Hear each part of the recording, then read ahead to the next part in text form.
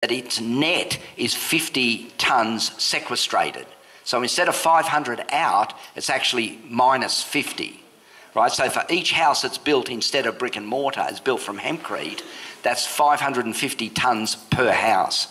And we've done experiments, and other people have done them. It's a completely fireproof material, right? I mean, just to put you in the picture, to test how well the thermal insulation of hemp did in a bushfire situation, we got a 44-gallon drum and lit a hardwood fire in there, raging for 3 hours. On the outside was 15 centimetres of hempcrete, and even after 3 hours you could put your hand comfortably on the outside of it, right? So it's not beyond the wit of man to build houses that could directly be doused in petrol and set on fire, but yet the people could survive within them, right? There's a few technical issues that have to be considered.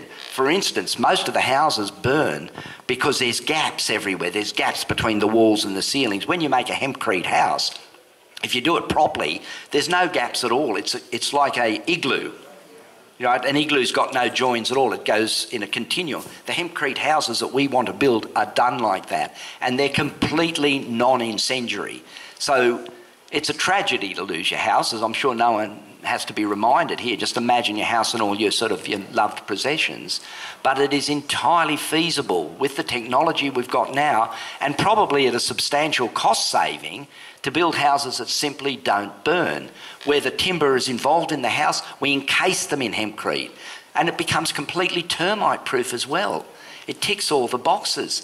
But at the current stage, there's not one proper functioning mill in this country that is milling the hemp stalks in a way that we can use for building.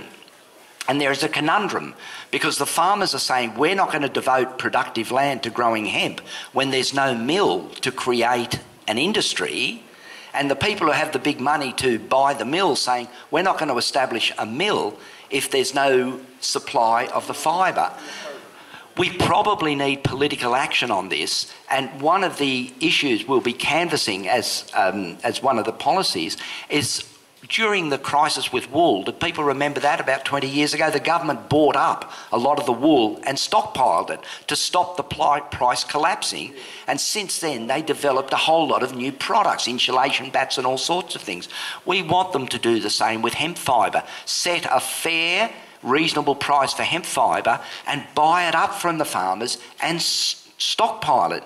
When you get to 200,000 or 300,000 tonnes, then there's plenty of incentive for people to establish a textile mill, with the byproduct being hemp hurd for building, right? We need that priming. I mean, the other thing is for the government just to actually use some sort of social fund, of which they claim to have billions of dollars, and build a hemp plastic factory and a hemp paper mill. But that's not likely to happen. So in the short term, the most practical way forward is to do that, where we have a government initiative to buy and stockpile hemp fibre. The farmers get more confident in expanding their area under cultivation, and it will come to a threshold in only 2 or 3 years where it's very feasible to establish the mills that will take us into a truly sustainable future. How much less water does hemp take than cotton, for instance?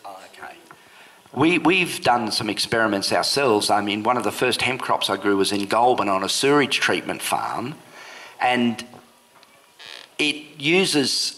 The idea with hemp, it needs water. I mean, hemp can't grow without water, but it needs the water in the establishment phase. So from 0 to 6 weeks, you need reasonable water to kick it off for a vigorous growth till it achieves what they call canopy closure. That's when the leaves in the top half touch each other and shade the undersurface. From then on, it's much less water requiring. The estimates are less than half.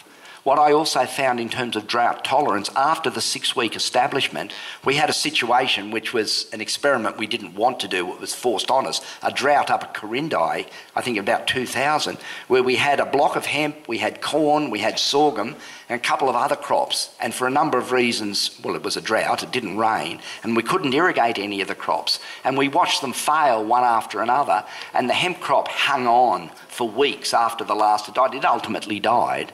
But the general estimate is about half the water. But see, you've got to be circumspect in all these estimates. It depends how you apply the water.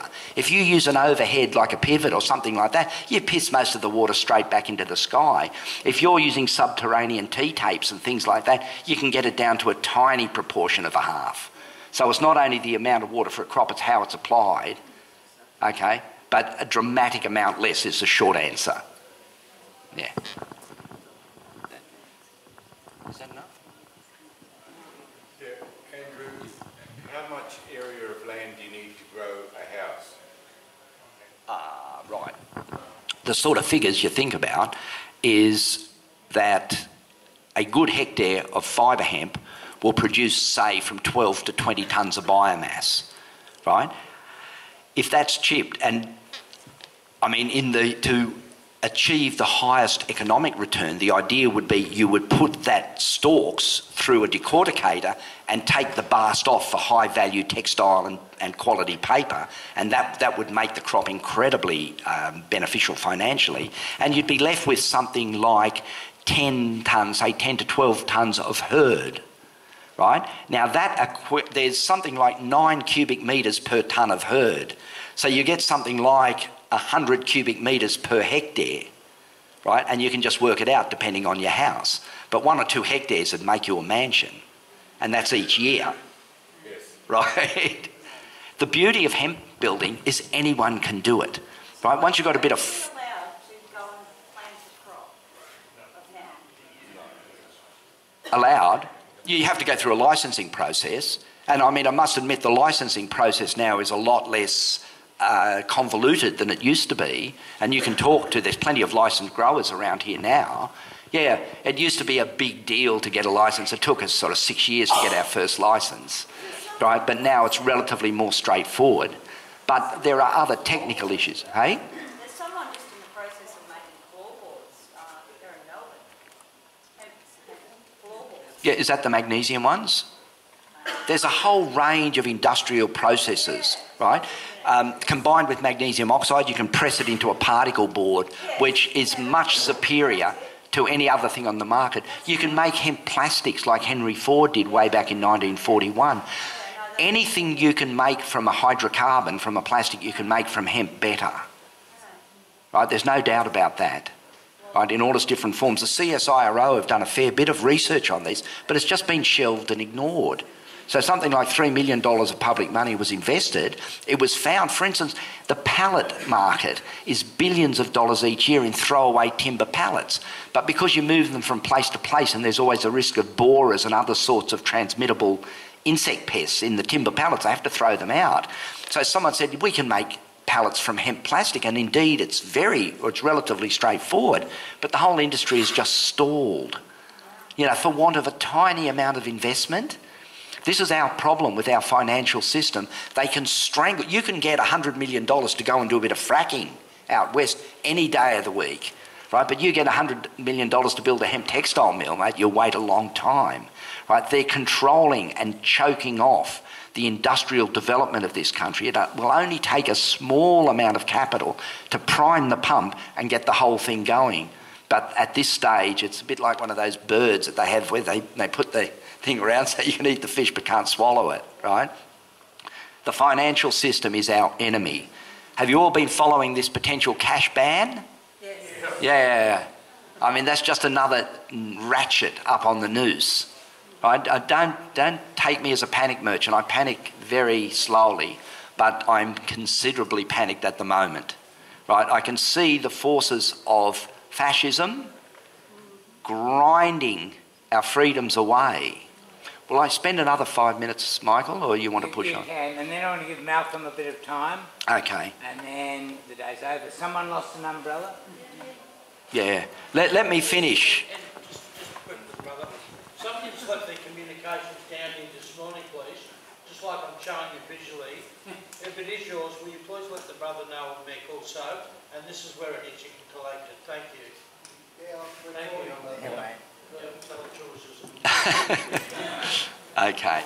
Listen, I'll end on a fairly sombre note. Often your life takes a form and a direction that you don't anticipate.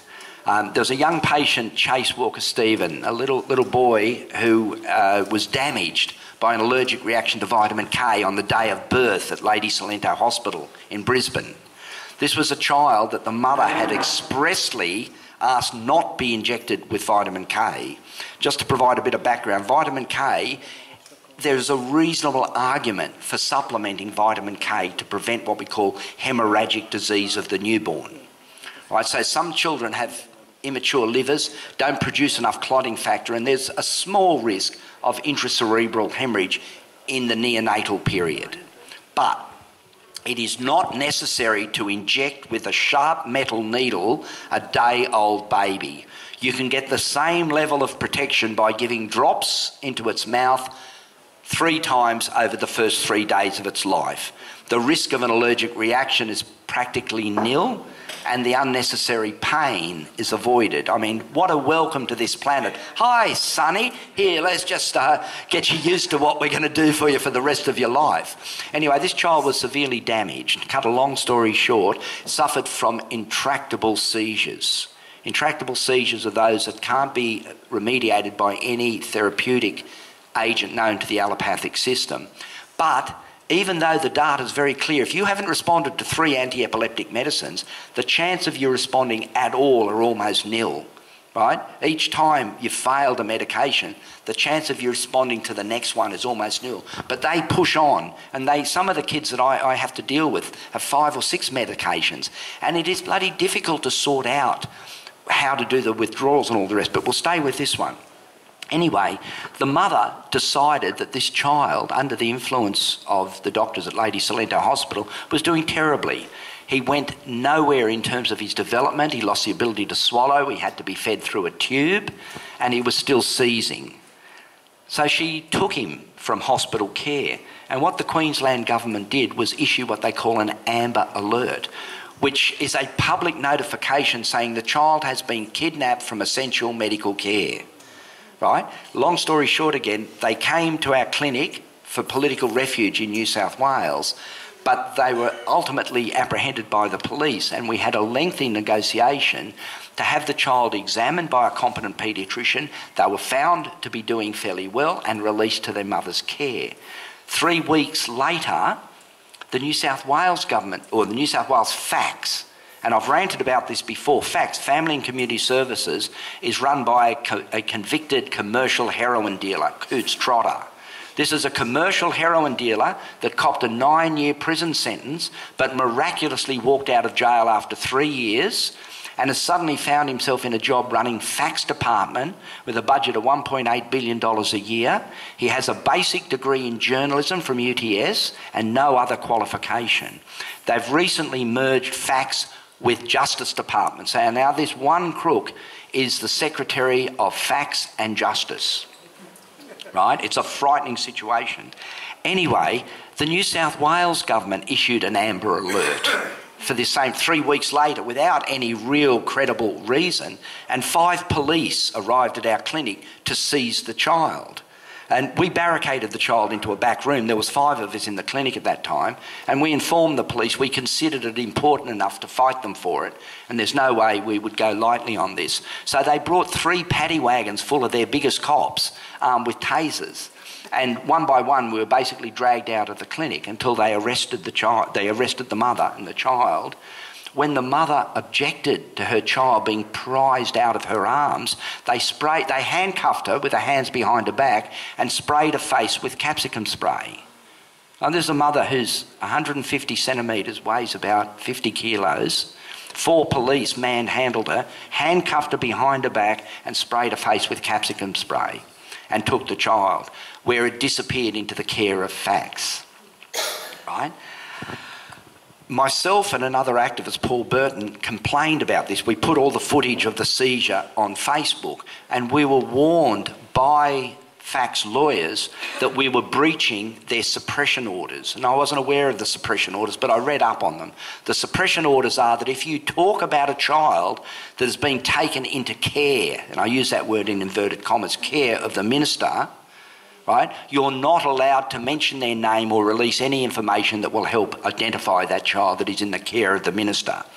So, I mean, we wrote back saying, look, the kid's been seized illegally, he was doing very well under our care, and we're going to continue. So long story short, they've charged us under Section 105 of the Children's and Young Person Care and Protection Act. Now, at that stage, the Care and Protection Act simply said you're not allowed to talk to a child while they're in the process of the children's court. Right? The idea then supposedly to protect their privacy. But since 2.5 years had passed since we were first charged under this Section 105, they've amended Section 105, and now it says this: you're not allowed to mention the name or any image of a child that has been, is currently, or is reasonably likely to be involved in a children's court proceeding until they reach the age of 25 or die, whichever comes first. Right? And they're currently charging us with this. Right? Now, our committal hearing is now in March, coming up soon, but what we've just announced to Fax and Mr. Cootes-Trotter is that we'll be raising a constitutional challenge to this law. And at some stage, we really do have to stand up to things. There has been a bracket creep of suppression in this country. You heard about the raids on the ABC and the arrests of journalism. There's been 72 pieces of legislation, most of it not publicised. No one publicised the fact that they changed Section 105 from whilst the child's in the court to if they have been, are being, or may be. To make it worse, it's not only publication in New South Wales, but it's publication in any form that can be seen by someone in New South Wales. Right? So if you send an email saying, oh shit, look what they've done to little Chase, to Finland, and that's put on Facebook, that can be seen by someone, and then you can be prosecuted. Right? So I'm fairly confident. I mean, we won medical necessity, but now we're actually under a far bigger challenge. But it's a challenge I hope we can win. I'll make one more point, Michael, and that's the whole issue of using the law to circumvent the prosecution of people using cannabis for medical purposes, or the people who produce the cannabis for medical purposes. Now, most of you may be aware that we had a medical necessity defence win in New South Wales. Medical necessity involves what they call elements of a defence, right? So you have to do an otherwise illegal act if it is to prevent serious injury or death. And when it comes to childhood epilepsy, that's easy to satisfy. You have to have no reasonable alternative than doing the illegal act. Again, with intractable epilepsy, as you heard from Carol, 30% of epileptics don't respond to anti-epileptic medicine, and the worst ones end up with epileptic encephalopathy, meaning their brain is being damaged by the ongoing seizure. That is easy to satisfy. And the third element is that there has to be there has to be a proportion between your breaking of the law and the benefit gained. So our argument to the jury was, look, mum grew 10 plants in the backyard and her child's life changed from being on the critical for life list to going to high school. So we satisfied medical necessity by the elements. In Queensland, they don't have medical necessity. They have this thing called extraordinary emergency, and it's much harder to argue extraordinary emergency because the prosecution quibbles about what's extraordinary and what an emergency is and things like that. And they quibble that, oh, he's got chronic pain, that's not an emergency, he can have that for ages even though it ruins his life. So there was a different strategy, and it's called jury nullification of the statute law. It's a common law right that has been suppressed in this country for 20 years. What it means, nullification, means just what I said, you nullify something, the statute law. And a jury, because remember a jury is 12 people from the population, their power in terms of their function as a jury is above the parliament. The parliament are meant to serve the people. The jury is the people, so the jury can nullify what the parliament says. Basically, they can ignore the law if they feel the law is oppressive. So if, say, a mum grows or mum and dad grow 20 plants or 30 plants in the backyard, so it's for supply to them and other children, they can say, certainly we grew it, yeah, they're definitely our plants, but we want you to give us a not guilty because the law is oppressive. And it is completely legal and totally unchallengeable for a jury's decision. If they say not guilty, that can't be appealed at all. right? So it's really an expression of true liberty when a jury can nullify the statute law. Now, we tried to run a jury nullification course in Brisbane for a chronic pain patient who was caught with cultivation charges.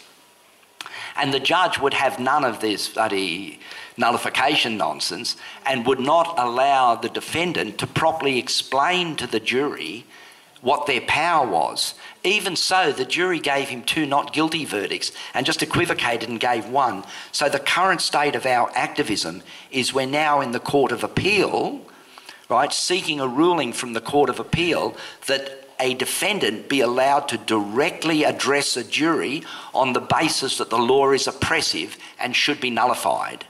The beauty of that, if we're successful in this Court of Appeal, we change the onus of proof from a defendant proving they're innocent to a defendant proving the law is oppressive.